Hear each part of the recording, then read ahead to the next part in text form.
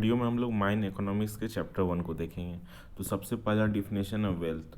तो वेल्थ का अर्थ क्या है हिंदी में कि धन। तो किसी व्यक्ति के पास कितना पैसा है, कितना संपत्ति है, कितना ज़मीन है, कितना जायदाद है, इन सबको टोटल को हम लोग क्या बोलते हैं, वेल्थ में काउंट करते हैं। तो इसका जो डिफिनेशन है इकोनॉमिक्स के हिसाब से वो क्या है कि वेल्थ मीजर्स, यानी कि वेल्थ क्या क्या मीज़र करता है, value of all assets of worth. ठीक है, कि कितना आदमी के पास एसेट है, उसका कितना कीमत है। ठीक है, किसी एक वेल्थ किसी एक पर्सन का हो सकता है, किसी समाज का हो सकता है, या फिर किसी कंपनी का हो सकता है, या किसी कंट्री का हो सकता है। जैसे हम लोग नहीं बोलते इंडिया का इकोनॉमी 5 ट्रिलियन हो गया है, अमेरिका का इकोनॉमी 15 ट्रिलियन है, तो वो सब क्या है, वेल्थ ही है। तो वेल्थ एक्चुअली है क्या क्या क्या मेज़र करता है कि किसी व्यक्ति, कम्युनिटी, कंपनी या फिर किसी कंट्री के पास कितना धन है। ठीक है, तो वेल्थ कैसे हम लोग निकालते हैं, तो वेल्थ इज डिटरमाइंड, वेल्थ कैसे निकालते हैं, by taking the total market value, total market value कि उसका बाजार में उसका कितना कीमत है, of all physical and intangible assets. Physical assets जैसे क्या हुआ कि ज़मीन हो गया, कार हो गया, घर हो गया, ट्रक हो गया, बस हो गया। फिजिकल चीज़ वैसा चीज़ है जिसको हम लोग देख सकते हैं, टच कर सकते हैं। ठीक है, और इनटेंजिबल जो वैसा चीज़ें हैं जिसको हम लोग देख नहीं सकते, टच नहीं कर सकते। जैसे किसी का शेयर्स में इन्वेस्टमेंट है, किसी के पास कोई कॉपीराइट है, तो उसके थ्रू भी उसको कुछ इनकम होता है, लेकिन उसको हम लोग फिजिकली देख नहीं सकते। ठीक है, तो वेल्थ में फिजिकल और नॉन फिजिकल दोनों एसेट्स जो एक व्यक्ति के पास होता है, उसके मार्केट वैल्यू को हम लोग काउंट करते हैं, और उसमें से उसका डेप्ट, डेप्ट मतलब उसका DBTS, डेप्ट मतलब जितना भी उसका ऋण है या कर्ज है उसको माइनस करते हैं, तो उससे क्या निकलता है कि उस पर्सन के पास कितना वेल्थ है वो निकल जाता है। ठीक है, तो वेल्थ को हम लोग और एक तरह से डिफाइन कर सकते हैं। वेल्थ क्या है, एक्यूमुलेशन ऑफ रिसोर्सेज।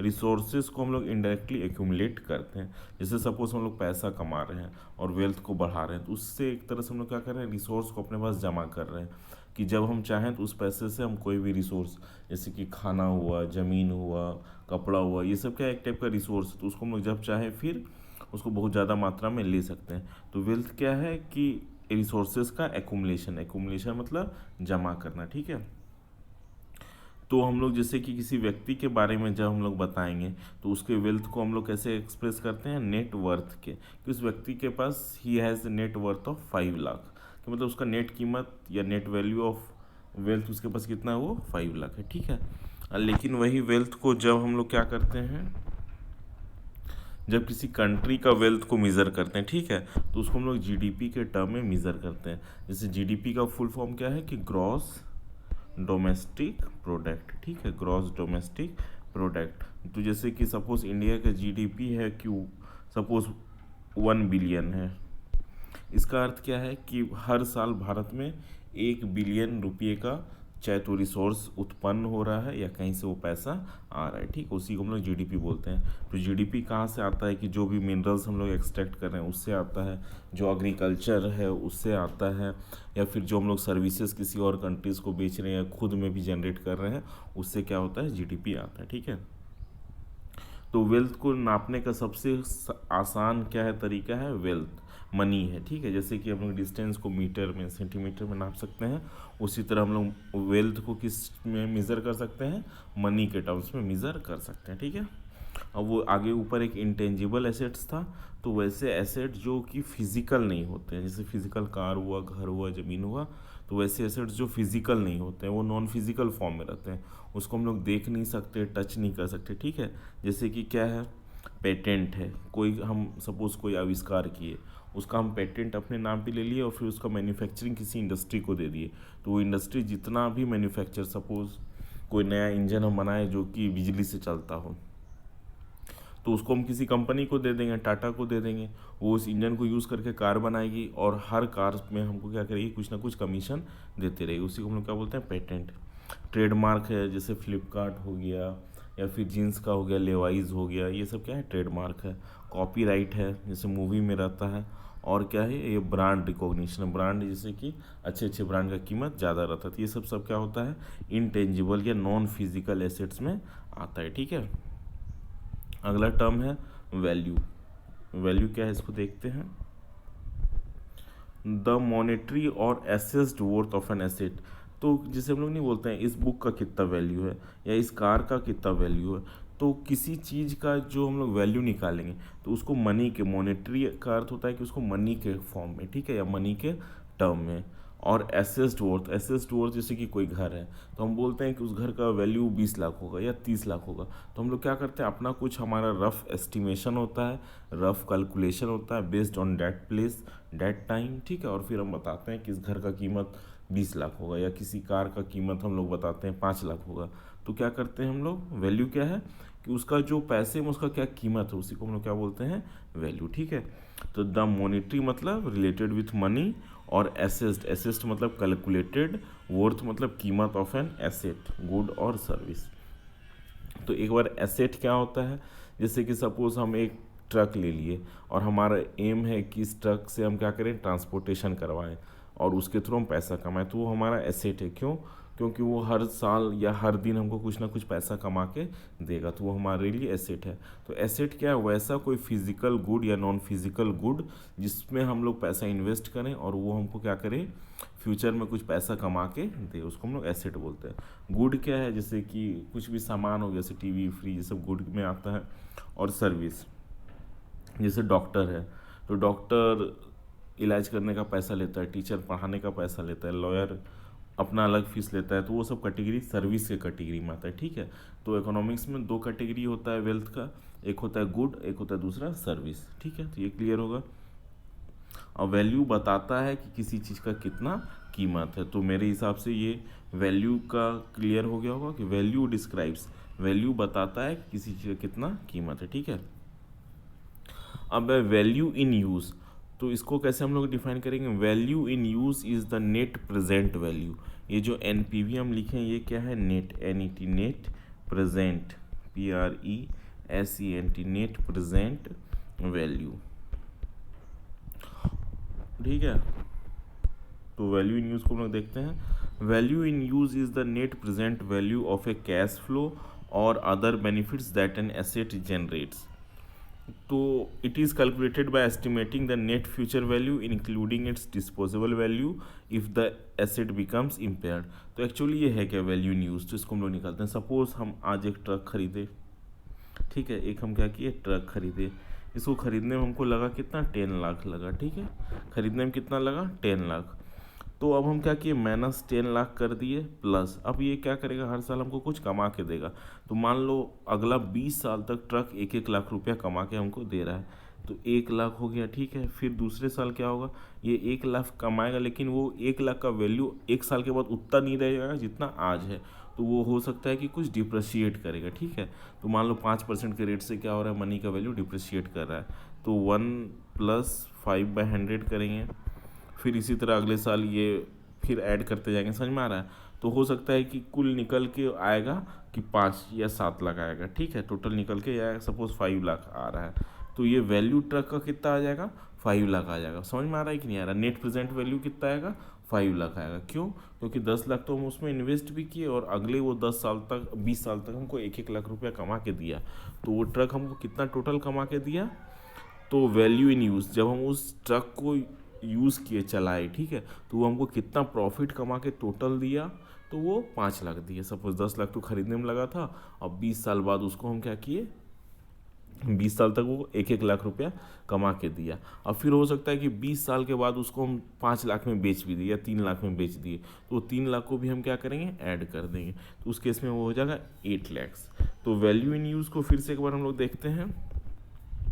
ये क्या है कि किसी चीज़ का नेट प्रेजेंट वैल्यू बताता है कि वर्तमान में इसका क्या कीमत है। जैसे सपोज हम लोग ट्रक लिए, सपोज आज लिए, आज से हम 10 साल बाद कैलकुलेट करें कि अभी ट्रक का वैल्यू कितना है, तो हम तो 10 लाख में लिए थे, लेकिन अभी तो उसका 10 लाख नहीं रह गया होगा, कुछ कम हो गया होगा। तो net present value in use क्या बताता है कि कोई हमारा एसेट या कोई गुड जिसको हम यूज़ करते रहे, तो आज की डेट में उसका कितना कीमत है। तो वो क्या करता है, जब हम उसको खरीदे तो उस कीमत को, प्लस जब हम उसको बेचेंगे उस कीमत को, प्लस जितना वो हमको हर साल कमा कमा के दिया, सारे को क्या करता है, कैलकुलेट करके बताता है, ठीक है। तो फिर आगे देखते हैं, वैल्यू इन एक्सचेंज, ये क्या बताता है, the ability to trade an asset for money the ability to trade an asset as money for goods and services, ठीक है। तो वैल्यू इन एक्सचेंज की किसी चीज़ को हम लोग बेच रहे हैं या ट्रेड कर रहे हैं तो वो हम उसका कितना वैल्यू होगा। जैसे सपोज हमारे पास एक पुराना कूलर है तो उसका वैल्यू इन एक्सचेंज कितना है। अगर हम उसको किसी को बेचते हैं तो हमको क्या तो हमको कितना पैसा मिलेगा।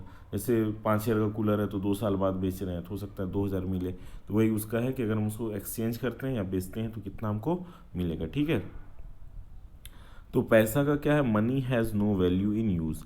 तो पैसा को अगर हम रखे रहेंगे तो वो क्या होगा, हर साल उसका कीमत कम होते जाएगा। तो पैसा का वैल्यू तभी बढ़ेगा जब उसको हम कहीं इन्वेस्ट करें या किसी चीज़ में उसको लगाएं, ठीक है।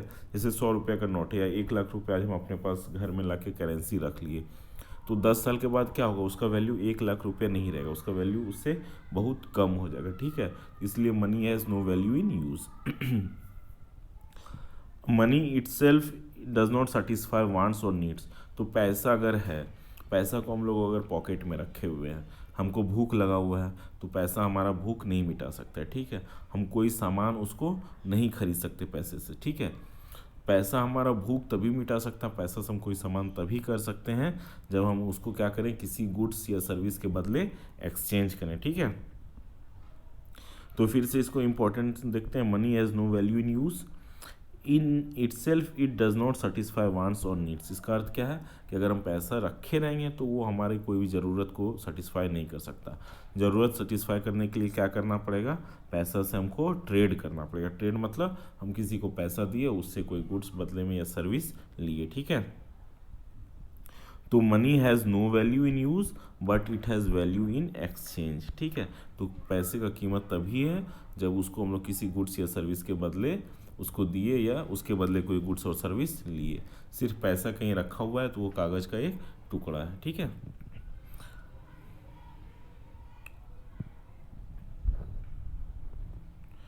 तो फिर वैल्यू इन एक्सचेंज का और भी बहुत सारा डिफिनेशन है। It is the amount of good and services which may obtain in the market in exchange of a particular thing. तो समझ में आ रहा है कि जैसे 1 kg एक टाइप का बार्टर सिस्टम है कि 1 दर्जन केले के बदले कितना चावल मिल सकता है। बात समझ में आ रहा है कि नहीं आ रहा है, उसी तरह, ठीक है। तो हमारे पास कुछ क्वांटिटी है, वो हो सकता है जैसे value in exchange, money as value in exchange. तो हमारे पास किसी चीज़ का कोई क्वांटिटी है तो उसके बदले हमको दूसरी चीज़ का कितना पैसा मिल जाए, चाहे उसके बदले या कोई दूसरा वस्तु मिल जाए उसके बदले, वही है वैल्यू इन एक्सचेंज। कि हमारे पास एक जो सामान रखा हुआ है उसको अगर हम किसी और चीज़ के साथ बदलेंगे या लेंगे तो उस हमको कितना सामान उस चीज़ का मिल सकता है। जैसे एक बोरा चावल है तो उसको अगर हम बेचेंगे तो कितना पैसा मिल सकता है, उसको बेचने से कितना लड्डू मिल सकता है। समझ में आ रहा है कि नहीं आ रहा है। जब हम उसको किसी दूसरे वस्तु के से बदलेंगे तो हमको कितना वैल्यू मिलेगा, यही है वैल्यू इन एक्सचेंज। आगे देखते हैं। जैसे इसमें एक एग्जांपल भी दिया है, if 1 kg of rice can be obtained in exchange of 1 dozen of banana. यानी कि 1 kg राइस, 1 दर्जन हम बनाना किसी को दिए, बदले में क्या हमको मिला, 1 kg चावल मिला, ठीक है। तो हम लोग क्या कर सकते हैं कि 1 kg चावल का कितना कीमत है, 1 दर्जन केले के बराबर, ठीक है। तो ये मेरे हिसाब से क्लियर होगा ना, एक बार इसको आप लोग ध्यान से देखेंगे तो ये क्लियर हो जाएगा, है ना। फिर आगे देखते हैं गुड्स का डिफिनेशन क्या है। जैसे हम बार बार अभी गुड्स सर्विस बोल रहे थे। गुड्स क्या है, कोई वस्तु है, ठीक है। In economics a good is a material. Good क्या है, कोई मटेरियल है, कोई सामान है, कोई वस्तु है दैट सेटिस्फाइज ह्यूमन वांट्स। तो गुड्स में लेकिन एक खासियत क्या है कि ये हमारे ज़रूरत को मिटा सकता है। जैसे कि खाना हुआ, ये गुड्स है, कुर्सी हुआ, ये गुड्स है, कपड़ा हुआ, जीन्स हुआ, शर्ट हुआ, जूता हुआ, ये सब क्या है, गुड्स के कैटेगरी में होता है। तो वो क्या कर सकता है कि हमारा ह्यूमन मतलब हम आदमियों के ज़रूरत को मिटा सकता है या मिटा सकता है, क्या अर्थ है कि पूरा कर सकता है। एंड प्रोवाइड्स यूटिलिटी, और गुड्स का क्या होता है, उपयोगिता होता है। जैसे कि जूता है सपोज, तो जूता को हम लोग पहन के घूम सकते हैं, जूता को पहन के दौड़ सकते हैं। तो गुड्स क्या करता है कि हमारा ज़रूरत को मिटाता है और उसका कुछ उपयोगिता होता है, ठीक है। फिर आगे है good is a consumable item. Good क्या है, कंज्यूमेबल आइटम है। खाना एक बार हम खा लिए तो ख़त्म हो गया, उसी तरह कपड़ा को हम लोग बहुत बार पहनेंगे तो वो फट जाएगा, बर्बाद हो जाएगा, ठीक है। तो कंज्यूमेबल आइटम का अर्थ है कि जो ख़त्म होता है, इसको हम लोग बार बार यूज़ करते रहते हैं। Item that is useful to people, क्या है, गुड एक ऐसा कंज्यूमेबल आइटम है जो व्यक्ति के लिए क्या है, यूज़फुल है, but scarce in relation to its demand. लेकिन क्या है कि गुड्स की कमी है, जैसे कि कार है, हम लोग सब चाहते हैं कि हम लोग के पास एक एक कार हो, लेकिन उतना कार क्या मार्केट में अवेलेबल है, नहीं है। तो उसके लिए हमको क्या करना पड़ता है, धन कमाना पड़ता है, समझ में आया।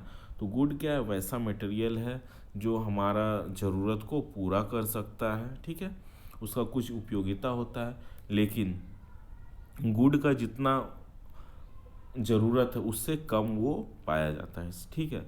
इसलिए उसको पाने के लिए क्या करना पड़ता है, ह्यूमन एफर्ट। अब जैसे कि हमको कार लेना है तो उसके लिए हमको क्या करना पड़ेगा, मेहनत करना पड़ेगा, मेहनत करके पैसा कमाना पड़ेगा, ठीक है। तो गुड्स को पाने के लिए हमको क्या करना पड़ता है, मेहनत करना पड़ता है, ठीक है। कुछ कुछ फ्री गुड्स भी हैं जो प्रकृति के द्वारा हमको दिया गया है, जैसे एयर है, वाटर है, ठीक है। वो क्या है, अबंडेंट, मतलब कि बहुत सारी मात्रा में प्रकृति में पाया जाता है, ठीक है। और उसको पाने के लिए कोई बहुत ज़्यादा मेहनत, हमको इससे पानी चाहिए तो जाके नदी से ले लेंगे एक बाल्टी, हवा चाहिए तो इसे ही मिल जा रहा है, तो उसको पाने के लिए बहुत ज़्यादा मेहनत नहीं करना पड़ता, ठीक है।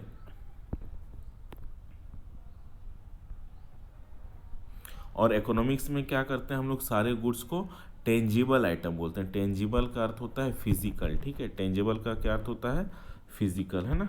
टेंजिबल का अर्थ है फिजिकल, फिजिकल मतलब जिसको हम लोग देख सकते हैं, छू सकते हैं, टच कर सकते हैं, ठीक है। तो गुड्स को हम लोग टेंजिबल आइटम में बोलते हैं। नॉन टेंजिबल आइटम क्या हो, जैसे हम लोग बताए थे, शेयर्स है, कॉपीराइट्स है, ट्रेडमार्क है, ठीक है। तो गुड्स क्लियर हुआ। तो गुड्स वैसा कोई वस्तु है जो हमारे ज़रूरत को मिटा सकता है, हमारे वांट्स को मिटा सकता है, और वो कुछ उपयोगिता प्रोवाइड करता है। लेकिन गुड्स क्या है कि कम पाया जाता है, तो इसलिए उसको पाने के लिए हमको बहुत ज़्यादा मेहनत करना पड़ता है, ठीक है।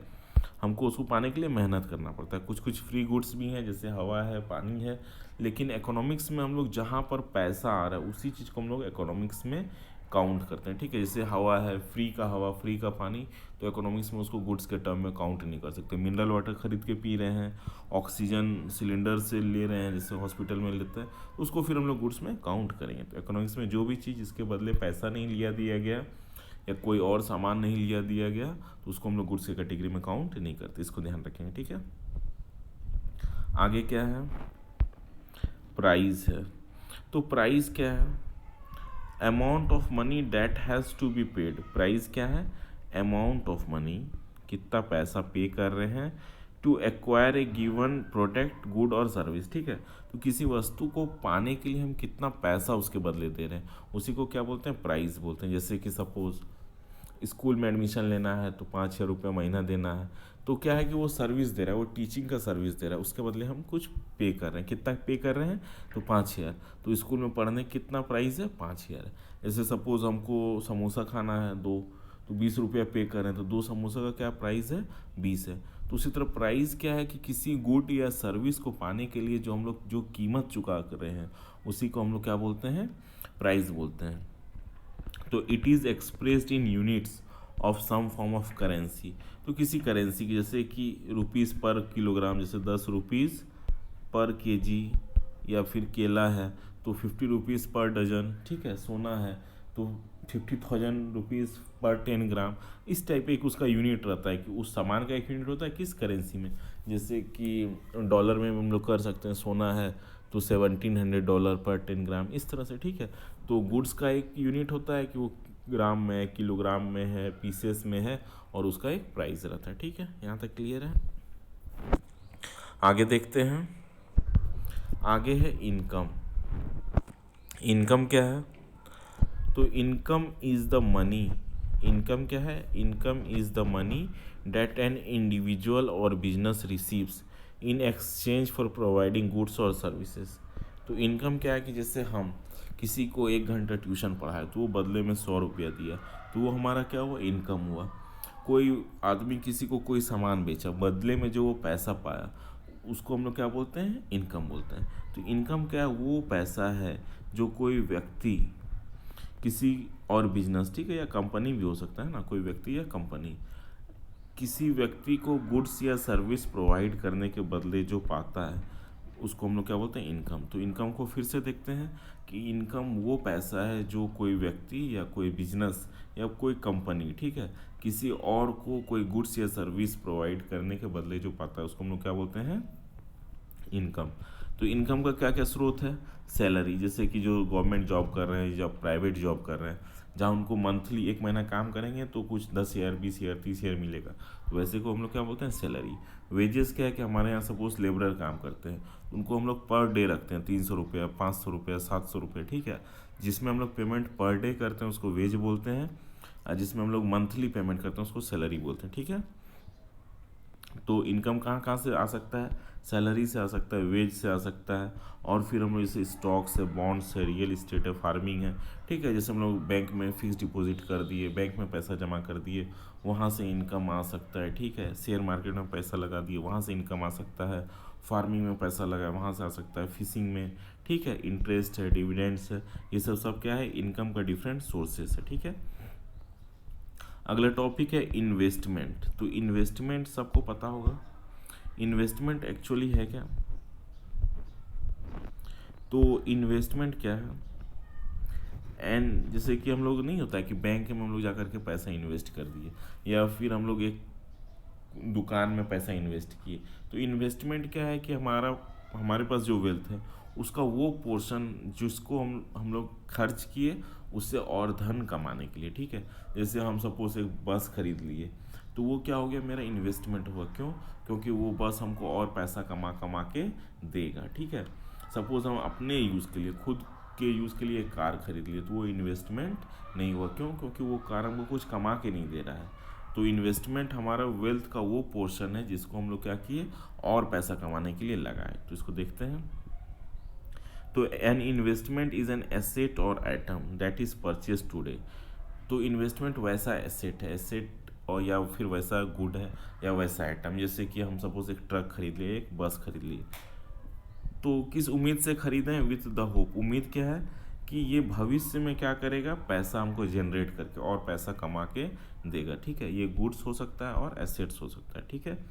तो इन्वेस्टमेंट क्या है, वैसे गुड्स हैं या वैसे एसेट्स हैं जो हमको क्या करेगा, भविष्य में वेल्थ कमा के देगा, ठीक है। जैसे स्टॉक, शेयर मार्केट में हम लोग शेयर्स खरीद लिए, ज़मीन खरीद लिए, अभी क्या किया, हम ज़मीन खरीद लिए इस उम्मीद में कि अभी 5 लाख रुपया डिसमल खरीदे हैं, आने वाले 5 साल में उसको 10 लाख रुपया डिसमल खरीदेंगे, बेचेंगे। तो ये क्या हो गया, हमारा इन्वेस्टमेंट हो गया, ठीक है। आगे है सेविंग। तो सेविंग, सपोज हमारा इनकम है 10,000 रुपये महीना, है ना, कितना है, 10,000 रुपये महीना है। तो हम सपोज 4,000 क्या कर दे रहे हैं, खुद के जीने खाने में खर्च कर दे रहे हैं। तो अब ये 10,000 माइनस 4,000 तो बच रहा है कितना, 6,000, ये बच जा रहा है मेरे पास हर महीना। तो इसी को हम लोग क्या बोलते हैं, सेविंग। तो नॉर्मल भी हम लोग नहीं बोलते हैं, बोलचाल की भाषा में कि सेविंग कितना है आपका, ऐसे वैसे, ठीक है। तो सेविंग क्या है, the portion of income, income जो हमारा 10,000 था उसमें से वो भाग जिसको हम लोग क्या किए, कंजम्पशन में, मतलब अपने ज़रूरत के सामान या सर्विसेज में स्पेंड नहीं किए, ठीक है। तो जैसे 10,000 रुपये इनकम था, तो हमको रहने के लिए, खाने के लिए, आने जाने के लिए, फिर सपोज सर्विसेज लेना पड़ता है, डॉक्टर्स का, टीचर्स का, तो वो सब लेने के बाद जो हमारे पास पैसा बच रहा है उसी को हम लोग क्या बोलते हैं, सेविंग।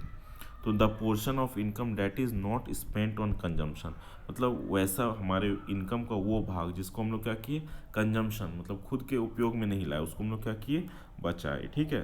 तो कहाँ बचा सकते हैं, बैंक में, शेयर्स में, या फिर किसी इन्वेस्टमेंट में। सपोज हमको 6,000 रुपया महीना बच रहा है, उसका हम कुछ छोटा छोटा सोना खरीद ले रहे हैं, चांदी खरीद ले रहे हैं, क्यों, क्योंकि सोना चांदी का रेट आगे बढ़ेगा। तो इसी को हम लोग क्या बोलते हैं, सेविंग बोलते हैं, बचत, मतलब साफ साफ हिंदी में समझो तो सेविंग मतलब बचत, ठीक है। आगे देखते हैं। कंजम्पशन क्या है कि कंजम्पशन ये बहुत इंपॉर्टेंट टर्म है। कंजम्पशन मतलब कंज्यूम करना, खपत करना उसका, ठीक है। तो कंजम्पशन मीन्स क्या, the direct and final use of goods and services. Suppose क्या है कि सपोज समोसा बनाना है, तो उसके लिए क्या हुआ कि किसान गेहूँ लगाया, गेहूँ को बोया, गेहूँ को काटा, उससे क्या किया, आटा बनाया। फिर कोई दूसरा किसान था, वो क्या किया, आलू उगाया, फिर उसको एक जगह लाया, आलू को बॉयल किया, मसाला मिला, ये वो किया, ठीक है। फाइनली क्या किया, उसका समोसा बना, और उस समोसे को हम जब खा लिए तो क्या हो गया, वो जितना भी गुड्स था उसका हो गया, कंज्यूम हो गया, ठीक है। तो consumption means the direct and final use of goods and services. तो जो भी गुड था या सर्विस था उसको हम क्या किए, कंज्यूम कर लिए, उसको खपत में ले लिए, उपयोग में ले लिए। ठीक है, कि क्यों उपयोग में लिए, कि हमको भूख लगा था तो भूख को मिटाने के लिए उपयोग में लिए। तो क्या है कि consumption is the direct and final use of goods and services. ठीक है, in the satisfaction of human wants, कि हमारे ज़रूरत को पूरा करने के लिए उसको हम लोग क्या किए, उपयोग में ले लिए। तो वो क्या है, कंजम्पशन है। ठीक है, तो पीपुल में कंज्यूम, व्यक्ति क्या कर सकता है, सिंगल यूज गुड्स, जैसे कि एक बार समोसा था, एक बार खा लिए ख़त्म, फिर उसको हम लोग दोबारा नहीं खा सकते। जैसे कि ड्यूरेबल, ड्यूरेबल मतलब उसको बहुत बार यूज़ कर सकते हैं, जैसे कि टेबल है, डेली उस पर 10 साल तक बैठ के पढ़ सकते हैं। ठीक है, घड़ी है, 5-6 साल तक पहन सकते हैं। ठीक है, कपड़ा है, बहुत बार पहन सकते हैं। समझ में आ रहा है। तो सिंगल यूज़ मतलब एक बार यूज़ किए वो ख़त्म, जैसे टॉफ़ी था, एक बार खा गए तो वो ख़त्म। और ड्यूरेबल क्या होता है, जैसे कि बहुत बार उसको हम लोग यूज़ कर सकते हैं। आगे है अनप्रोडक्टिव कंजम्पशन। ठीक है, अनप्रोडक्टिव कंजम्पशन क्या होता है, कि वैसा consumption, the use of such goods which whose consumption does not help in the production of other goods. तो वैसे चीज़ों का कंजम्पशन जिससे कि हम लोग कुछ और उपयोग, जैसे कि सपोज हम लोग खाना खाए और खाना खा के हम क्या किए, कुछ काम करने चले गए और वहाँ से हम पैसा कमा के लाए। ठीक है, उस खाने से हमको एनर्जी मिला और हम उस एनर्जी को यूज़ करके क्या किए, कुछ कमा के लाए। तो उसको हम लोग क्या बोलते हैं, प्रोडक्टिव कंजम्पशन। कि हम लोग जो उपयोग किए, जैसे कि हम लोग सपोज आटा और फिर ये आलू का उपयोग किए समोसा बनाने के लिए, तो हम भी उपयोग किए उन चीज़ों का, हम भी उन चीज़ों को कंज्यूम किए, लेकिन हम क्या किए, समोसा बनाए और उसको बेच दिए। तो वो क्या हो गया, प्रोडक्टिव कंजम्पशन हो गया। और अगर हम समोसा बनाए, उसको खा लिए और सो गए, तो वो क्या हो गया, अनप्रोडक्टिव कंजम्पशन हो गया। ठीक है, कि कंज्यूम करके हम उसके बदले कुछ पैसा या कुछ कमाए नहीं। समझ में आ रहा है। उस टाइप के कंजम्पशन को क्या बोलते हैं, अनप्रोडक्टिव कंजम्पशन। प्रोडक्टिव कंजम्पशन क्या है, the use of such goods and services which helps in producing goods and services. ठीक है, तो जैसे कि सपोज वही जो एग्जांपल दिए हम छोटा सा, कि आलू चावल ये सब लाए, समोसा बनाए, बेचे, तो वो हो गया प्रोडक्टिव कंजम्पशन।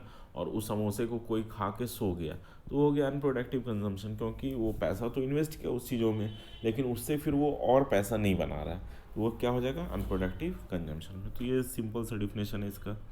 आगे देखते हैं फिर। आगे है कि all goods and services which are not paid for in their acts of use are excluded from consumption.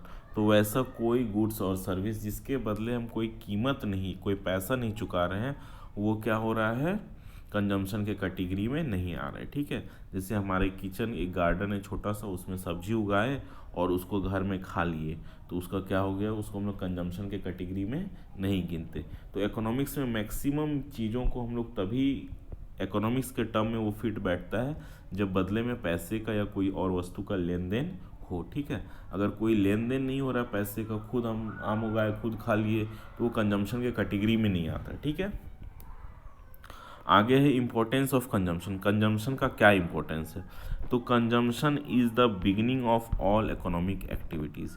इसका अर्थ क्या है, इसका अर्थ क्या है कि कंजम्पशन के लिए ही, जैसे कोई आलू उगा रहा है या कोई गेहूं उगा रहा है, इसलिए वो उगा रहा है क्योंकि वो जान रहा है कि इसको कोई ना कोई व्यक्ति पैसे से दे के खरीदेगा और इसका उपयोग खरीद करेगा। अगर कोई उस चीज़ का उपयोग नहीं करेगा तो वो बनना ही बंद हो जाएगा। ठीक है, तो beginning of consumption is the beginning of all economic activities. Economic activity क्या होता है, वैसा एक्टिविटी इसकी, जैसे कोई कार बना रहा है, अगर उसका कार कोई नहीं खरीदेगा तो वो कार बनाना ही बंद कर देगा। जैसे पुराना बड़ा बड़ा सब टीवी आता था ब्लैक एंड वाइट, अभी नहीं आ रहा, क्यों नहीं आ रहा, क्योंकि उसको कोई खरीदने वाला नहीं है। तो क्या है, कंजम्पशन है हर इकोनॉमिक एक्टिविटी का बिगिनिंग, स्टार्टिंग है। ठीक है, इनफैक्ट द मेन मोटो, मोटो मतलब मोटिव, उद्देश्य, of every productive activity, her productive मतलब कोई चीज़ का प्रोडक्शन कर रहा है। ठीक है, तो हर प्रोडक्टिव एक्टिविटी का क्या मेन उद्देश्य रहता है कि कोई व्यक्ति उसके गुड्स या उसके सर्विसेज को क्या करेगा, कंज्यूम करेगा। तो हर चीज़ इसलिए बनाया जा रहा है क्योंकि जो वो जान रहा है बनाने वाला, इसका कहीं ना कहीं उपयोग है। अगर उसका उपयोग ख़त्म हो जाएगा तो फिर उसको कोई भी नहीं बनाएगा। ठीक है, उसी तरह से consumption is the end of all economic activities. जैसे आलू था, गेहूं था, इतना सारा महीना लगा आलू गेहूं उगने में, उसका समोसा बनाया गया, उसको कोई खा लिया, तो फिर वो इकोनॉमिक एक्टिविटी के जो था कंजम्पशन, उसको एंड कर दिया। बात समझ में आ रहा है कि नहीं आ रहा है? कि उसको एक बार खा लिए, फिर उसका पूरा का पूरा उसका इकोनॉमिक जो हिस्ट्री था वो ख़त्म हो गया। ठीक है, कहानी पूरा कंप्लीट ख़त्म। अब क्या है, index of standard of living, ये इंपॉर्टेंट है ना, थर्ड पॉइंट। तो ये क्या बोल रहा है कि standard of living, life style जैसे कि है, तो किसी समाज में कितना ज़्यादा कंजम्पशन है। जैसे कि गांव में जाओगे तो देखोगे लाइफ स्टाइल बहुत सिंपल है, तो हम लोग वहाँ देख के ही बोल सकते हैं कि वहाँ बहुत चीज़ों का कंजम्पशन नहीं है। इसलिए गांव में बहुत ज़्यादा दुकान, कपड़े का बहुत ज़्यादा दुकान नहीं रहता, गाड़ी का दुकान नहीं रहता, ठीक है, बड़ा बड़ा होटल्स नहीं रहता। क्यों? क्योंकि वहाँ पर कंजम्पशन कम है, कंजम्पशन बहुत ज़्यादा कम है। बड़े बड़े शहरों में बहुत सारा दुकान रहता है, आस पास भी बगल बगल में बहुत बड़ा बड़ा दुकान रहता है, और बहुत सारा रहता है। क्यों? क्योंकि वहाँ पर कंजम्पशन ज़्यादा है। ठीक है, तो कंजम्पशन क्या बताता है, किसी व्यक्ति के स्टैंडर्ड ऑफ लिविंग को बताता है। जैसे कोई स्टूडेंट है तो वो चप्पल, जीन्स, शर्ट बस इतना पहन रहा है। कोई बड़ा आदमी है तो उसके पास कार है, जीप है, डीओ यूज़ कर रहा है। समझ में आ रहा है कि नहीं आ रहा है? वो महंगा घड़ी पहना, महंगा चश्मा पहना। तो कंजम्पशन एक व्यक्ति के स्टैंडर्ड ऑफ लिविंग को भी बताता है। ठीक है, फिर है consumption is the source of production. तो एडम स्मिथ जो फादर ऑफ इकोनॉमिक्स हैं वो क्या बोलते हैं, consumption is the only purpose of sole, मतलब एसओएलई, सोल मतलब ओनली। ठीक है, तो हर प्रोडक्शन का एक ही उद्देश्य है कि उसका कंजम्पशन होगा। तो जैसे जैसे कंजम्पशन बढ़ेगा तो प्रोडक्शन भी बढ़ेगा, जैसे जैसे प्रोडक्शन बढ़ेगा तो क्या होगा, इकोनॉमिक एक्टिविटी बढ़ेगा, और लोगों को नौकरी मिलेगा, और ज़्यादा बिजनेस पैदा होगा। ठीक है, तो consumption is an important part of production. जैसे कि अभी क्या हुआ कि कोरोना आ गया, तो उस समय कंजम्पशन घट गया, लोगों के पास पैसा कम था, इसलिए देखोगे कि इंडस्ट्रियल एक्टिविटी बहुत कम हो गया, बिजनेस एक्टिविटी बहुत कम हो गया। तो बहुत ज़रूरी है कि बिजनेस एक्टिविटीज़ को प्रमोट करने के लिए क्या हो, कंजम्पशन हो। ठीक है, इम्पोर्टेंस इन इकोनॉमिक थ्योरी, जैसे गवर्नमेंट है बहुत सारी पॉलिसीज़ लाती है, ठीक है, बहुत सारी स्टडी करती है, तो उसमें भी कंजम्पशन के रोल को देखा जाता है। जैसे देखो, on the basis of study of an individual behaviour of consumption. Individual behaviour of consumption क्या है कि कोई व्यक्ति कितना गुड्स और सर्विसेज को कंज्यूम कर रहा है। जैसे कोई गरीब व्यक्ति है तो वो कम गुड्स को कंज्यूम कर रहा है, कोई अमीर व्यक्ति है ज़्यादा गुड्स को कंज्यूम कर रहा है। शहर में क्या होता है, कंजम्पशन बहुत ज़्यादा होता है। ठीक है, तो कुछ कुछ कंजम्पशन का जो लॉज होता है वो क्या है, कंजम्पशन को देख के बनाया गया, जैसे लॉ ऑफ डिमांड है, concept of consumer surplus etcetera. ठीक है, आगे देखते हैं। और गवर्नमेंट भी बहुत सारे इकोनॉमिक पॉलिसीज़ को जो बनाती है तो वो कंजम्पशन को देखते हुए बनाती है। ठीक है, और फिर कंजम्पशन का इम्पोर्टेंस है गवर्नमेंट के लिए भी, क्योंकि गवर्नमेंट बहुत सारा जो पॉलिसीज़ है, कितना टैक्स लेना है, कितना छूट देना है, किसी चीज़ को कहीं पर कितना ज़्यादा अलाउ करना है, ये सब क्या करती है गवर्नमेंट, उस एरिए को या उस स्टेट के या उस सिटी के कंजम्पशन पॉलिसी को देख के ही बताती है। अगला पॉइंट क्या है, importance in income and employment theory. तो कहीं पर जितना ज़्यादा कंजम्पशन होगा वहाँ पर उतना ज़्यादा बिजनेस एक्टिविटीज़ बढ़ेगी, उतना ज़्यादा प्रोडक्शन होगा, तो लोगों का इनडायरेक्टली क्या होगा कि जॉब्स मिलेंगे, उनका इनकम भी बढ़ेगा। ठीक है, अगर कहीं कंजम्पशन कम हो जाएगा तो वहाँ बिजनेस एक्टिविटीज़ बंद हो जाएगा, गवर्नमेंट को भी इनकम कम हो जाएगा, पीपुल को भी इनकम कम हो जाएगा। ठीक है, इसलिए क्या है कि consumption place an important role in the determination of income output and employment in a country. ठीक है, तो इस वीडियो में हम लोग कंजम्पशन तक रखते हैं, आगे हम लोग वांट्स नेक्स्ट वीडियो में देखेंगे। Okay, thank you.